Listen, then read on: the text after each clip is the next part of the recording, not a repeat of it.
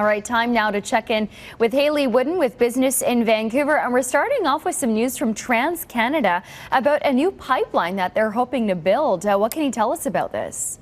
TransCanada is eager to move forward on the construction of a project. It's called the North Montney Mainland Project. It's actually already approved by provincial and federal governments, but it was contingent on there being a final investment decision with regard to the Pacific Northwest LNG facility. The plan was for TransCanada's line to ship natural gas to this facility that would then convert it into LNG. There hasn't been a final investment decision, so we're seeing TransCanada tweak their plans slightly in order for them to start moving forward with the construction of this line. Now, the new version, it's going to cost a little bit less, $1.4 billion, and it's not going to include the 100 or so kilometers of line that would connect directly to this LNG facility that may or may not receive investment over the coming years.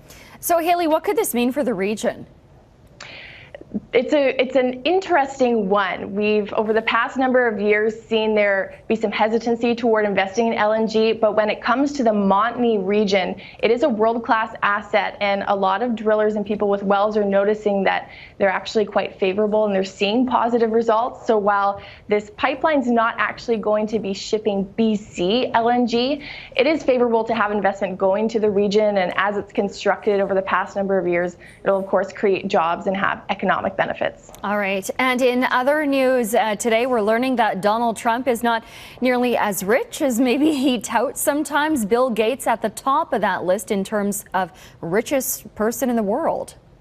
That's right. This is Forbes' list of the top billionaires and how much they're worth. Bill Gates, you mentioned, his fortune's worth around $86 billion US. Donald Trump, his wealth about $3.5 billion US. Now, according to Forbes, a lot of Trump's wealth is tied up in real estate. So depending on where that's located, you can have a good year, you can have a bad year, and his assets have been struggling a bit.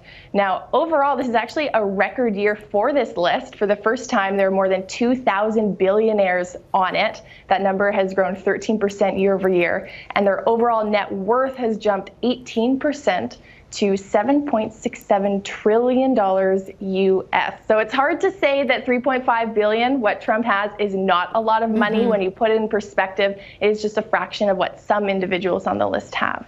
Absolutely. Very good point. Haley, thanks for being with us. Thank you.